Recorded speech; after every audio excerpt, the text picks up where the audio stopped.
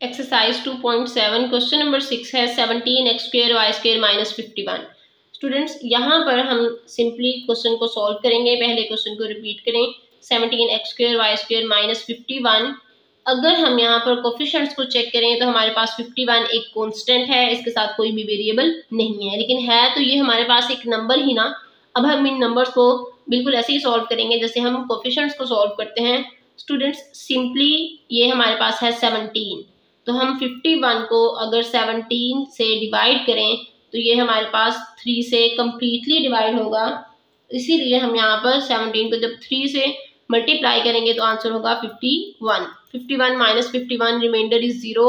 It means यहाँ पर हम क्या कॉमन लेंगे, 17, क्योंकि जब हम 17 को 17 से डिवाइड करेंगे तो ये तो हमारे पास सिंपली 1 होगा और रिमाइंडर 0 हो जाएगा।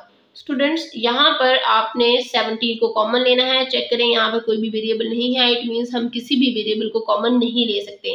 सिंपली 17 इंटू 17 को हमने कॉमन ले लिया, बाकी रह गए हैं x² एंड y² माइनस, जब 51 को 17 से डिवाइड करेंगे तो कोशेंट होगा 3। तो स्टूडेंट्स ब्रैकेट में हम हमेशा कोशेंट लिखते हैं। आपने इस बात को बहुत ज़्यादा अंडरस्टैंड करना है कि जब हम किसी भी नंबर को कॉमन लें तो उस नंबर के साथ हम डिवाइड करने के बाद जो कोशेंट होगा उसे हम यहाँ पर ब्रैकेट में शो करेंगे, तभी आपका क्वेश्चन ठीक होगा। अदरवाइज इसी मिस्टेक की वजह से क्वेश्चन रॉन्ग हो जाएगा। स्टूडेंट ये एक ही स्टेप है क्वेश्चन में, अगर इसमें ज़रा सी भी कोई मिस्टेक हो गई तो यहीं पर आपका क्वेश्चन रॉन्ग हो जाएगा और आपको इसके 0 मार्क्स मिलेंगे। स्टूडेंट्स यहाँ पर हमारे पास क्वेश्चन नंबर 7 है 4x³ plus 3x² and plus 2x। Students यहाँ पर कोफिशिएंट्स को चेक करेंगे, हैं हमारे पास 4, 3 एंड 2।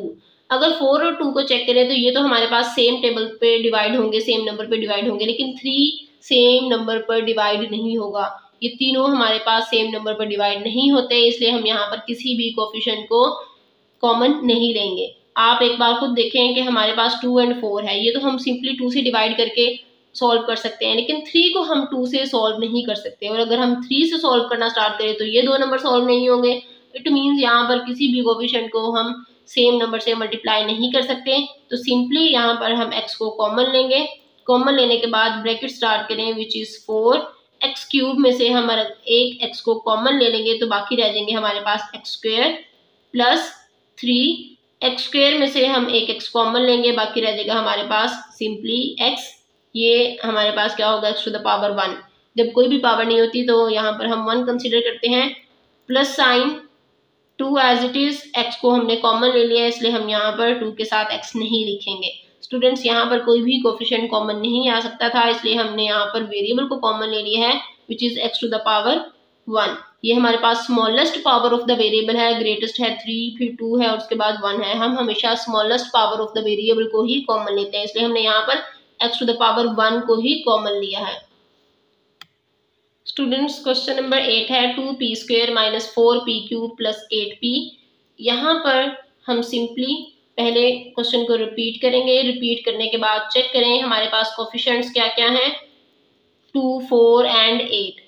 तीनों सेम नंबर से डिवाइड हो सकते हैं। एक बार चेक कर लेते हैं। 2 को अगर हम सिंपली 2 से डिवाइड करें 2 1s are 2, और अगर हम 4 को 2 से डिवाइड करें 2 2s are 4। तो स्टूडेंट्स हमारे पास रिमाइंडर 0 होगा। और बिल्कुल इसी तरह अगर हम यहाँ पर डिवाइड करें 6 को 8 को 2 से, तो ये हमारे पास किस तरह से होगा, 8 डिवाइडेड बाय 2, 2 4s are 8। तो स्टूडेंट्स तब भी हमारे पास रिमाइंडर क्या होगा, 0। यहाँ पर हम सिंपली 2 को कॉमन लेंगे क्योंकि हम हर नंबर को 2 से डिवाइड कर सकते हैं। 2 कॉमन लेने के बाद यहाँ पे चेक करें हमारे पास smallest power of the variable क्या है, p टू द पावर 1। ये क्यूब है, ये 2 है और ये हमारे पास 1 है। ये स्मॉलेस्ट है इसलिए हम यहाँ पर p कॉमन लेंगे, अंदर ब्रैकेट में लिखेंगे 2 कॉमन लेने के बाद p कॉमन लेंगे और उसके बाद रह जाएगा खाली p, क्योंकि हमारे पास p² है। एक p हमने कॉमन ले लिया, दूसरे p को हम अंदर लिख देंगे माइनस साइन। जब हम 4 को डिवाइड करेंगे 2 से जो हमने कॉमन लिया है तो हमारे पास क्वोशंट होगा 2। इसी क्वोशंट को हम अंदर ब्रैकेट में लिख देंगे। नेक्स्ट अब चेक करें हमारे पास p³ था, हमने यहाँ से p टू द पावर 1 को कॉमन ले लिया है, बाकी हमारे पास रह गया p² प्लस साइन 2 हमारे पास हमने कॉमन लिया था, जब हमने 8 को 2 से डिवाइड किया तो हमारे पास क्वोशंट आया 4। यहाँ पर हम सिंपली लिखेंगे 4। p को हमने कॉमन ले लिया था, इसलिए यहाँ पर हमारे पास कोई भी p नहीं बचता। तो स्टूडेंट्स ये है हमारे पास factors of the given expression.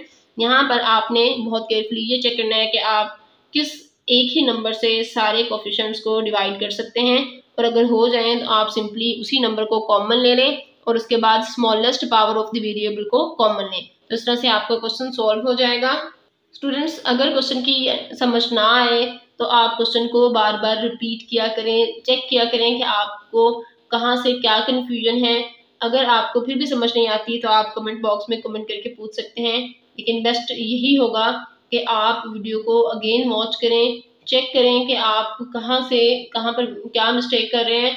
आप जो कॉन्सेप्ट समझाया जाता है उसको ज़्यादा अंडरस्टैंड किया करें। जब आपको कॉन्सेप्ट की समझ आ जाएगी तो क्वेश्चन आपके लिए बिल्कुल भी डिफिकल्ट नहीं होंगे। स्टूडेंट्स क्वेश्चन नंबर 9 है x cube y minus x square y plus x y square. यहाँ पर जब हम क्वेश्चन को सॉल्व करेंगे तो सिंपली पहले लिखेंगे x cube y minus x square y plus x y square. Students check करें सब में कोफिशिएंट क्या है, 1 है। 1 को हम कॉमन लें तब भी ठीक है, नहीं कॉमन लेते तब भी ठीक है, क्योंकि वो अंडरस्टूड है जब कुछ भी कॉमन नहीं होता तो हमारे पास 1 कॉमन होता है। तो यहाँ पर हमें 1 लिखने की जरूरत नहीं है। हम सिंपली वेरिएबल्स को चेक करेंगे। वेरिएबल x है, x cube, x square and x to the power 1।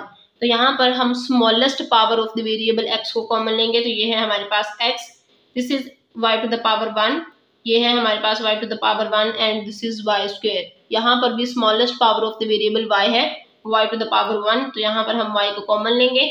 Bracket में लिखेंगे x क्यूब में से जब हम x टू द पावर 1 को कॉमन ले लेंगे बाकी रह जाएगा x स्क्वेयर। y हमने ऑलरेडी कॉमन ले लिया है इसलिए हम यहाँ पर y नहीं लिखेंगे। माइनस एक्स स्क्वेयर में से हमने एक x को कॉमन ले लिया, दूसरा हम अंदर लिख देंगे और उसके बाद y हमने कॉमन ले लिया है। नेक्स्ट है हमारे पास प्लस साइन, यहाँ से हम x कॉमन लेंगे, y टू द पावर 1 को कॉमन लेंगे, बाकी जो हमारे पास y बचेगा उसे हम ब्रैकेट में लिख देंगे। तो स्टूडेंट्स ये है हमारे पास factors of the given expression. आपने सबसे ज़्यादा इस बात को याद रखना है कि हम यहाँ पर smallest power of the variable को ही कॉमन लेंगे, क्योंकि अगर हम यहाँ पर एक्स क्यूब को कॉमन ले लेंगे, नेक्स्ट टर्म में तो एक्स क्यूब है ही नहीं, तो मैं क्यूब को कैसे कंप्लीट करूँगी, कंप्लीट कर ही नहीं सकते। तो आपके लेवल तक बस इतना ही है कि आपने smallest power of the variable को ही कॉमन लेना है, इसलिए आपने ट्राई यही करना है कि आप smallest power of the variable को कॉमन लें, अदरवाइज आपका क्वेश्चन रॉन्ग हो जाएगा। स्टूडेंट्स यहाँ पर अब हम क्वेश्चन नंबर 10 को सॉल्व करेंगे। क्वेश्चन नंबर 10 है 7x to the power 4 minus 14x square y plus 21x y cube. तो स्टूडेंट्स यहाँ पे चेक करें, 7 दोनों नंबर्स को कम्प्लीटली डिवाइड करता है, 7 2s are 14 and 7 3s are 21। तो यहाँ पर हम एक बार रफ में भी चेक कर सकते हैं, 7 1s are 7, reminder is 0। Again हम 14 को सॉल्व करेंगे, 7 2s are 14। स्टूडेंट्स ये है हमारे पास 7 2s are 14। अब हम यहाँ पर अगेन सॉल्व करेंगे 21 को, तो ये होगा हमारे पास 7 3s are 21 and reminder is 0। Students यहाँ पर अगर हम चेक करें तो हमारे पास कॉमन क्या होगा, 7 होगा। उसके बाद हम यहाँ पर smallest power of the variable को चेक करेंगे which is present in all the terms. तीनों टर्म्स में हमारे पास smallest power of the variable x है, x पावर 4 स्क्वायर, और स्मॉलेस्ट है x टू द पावर 1। तो यहाँ पर हम क्या कॉमन लेंगे, x टू द पावर 1 को कॉमन लेंगे। अब चेक करते हैं y को, y हमारे पास 2 टर्म्स में है, थर्ड में नहीं है, तो हम कॉमन नहीं ले सकते। सिंपली यहाँ पर हम कॉमन लेंगे 7 और उसके बाद x को। ब्रैकेट स्टार्ट करते हैं, जब हमने 7 को 7 से डिवाइड किया तो क्वोशंट आया हमारे पास 1, सिंपली हम यहाँ पर लिखेंगे 1। x टू द पावर 4 में से एक x मैंने कॉमन ले लिया है, बाकी हमारे पास रह गए 3x रह गए, तो इसे मैं लिख दूंगी x क्यूब। नेक्स्ट है हमारे पास माइनस, अगर 14 को 7 से डिवाइड करें तो हमारे पास क्वोशंट है 2। अब हम इस क्वोशंट को ब्रैकेट में लिखेंगे 2, एक्स स्क्वेयर में से हमने एक x कॉमन ले लिया है, बाकी रह गया हमारे पास x एंड y। नेक्स्ट है प्लस साइन, जब 21 को हम 7 से डिवाइड करेंगे तो क्वोशंट होगा 3, तो यहाँ पर हम लिखेंगे सिंपली 3, x को हमने कॉमन ले लिया था, बाकी रह गया y क्यूब। तो स्टूडेंट्स हमारे पास फैक्टर्स ऑफ गिवन एक्सप्रेशन है 7x into x cube minus 2xy plus 3y cube. Students आपने इन क्वेश्चंस को बहुत बहुत ज़्यादा केयरफुली सॉल्व करना है। ज़रा सी मिस्टेक अगर हो गई तो आपका क्वेश्चन टोटली रॉन्ग हो जाएगा। इसमें से पहली एक ही स्टेप है, अगर आपने उस स्टेप को भी सही नहीं किया तो समझे फिर 0 ही मार्क्स मिलेंगे आपको। तो आपने इस क्वेश्चन को बहुत केयरफुली सॉल्व करना है। ये जो रफ वर्क है ये आपकी ईज के लिए, आपकी आसानी के लिए, अंडरस्टैंडिंग के लिए ही यहाँ पर शो किया गया है, किसी और के लिए नहीं है, आपके लिए ही है। तो आपने इसको फॉलो करना है, इसको अंडरस्टैंड करना है। जितनी आपको इस रफ वर्क पे कमांड होगी उतना समझे आपका क्वेश्चन ज़्यादा अच्छा होगा, ज़्यादा करेक्ट होगा।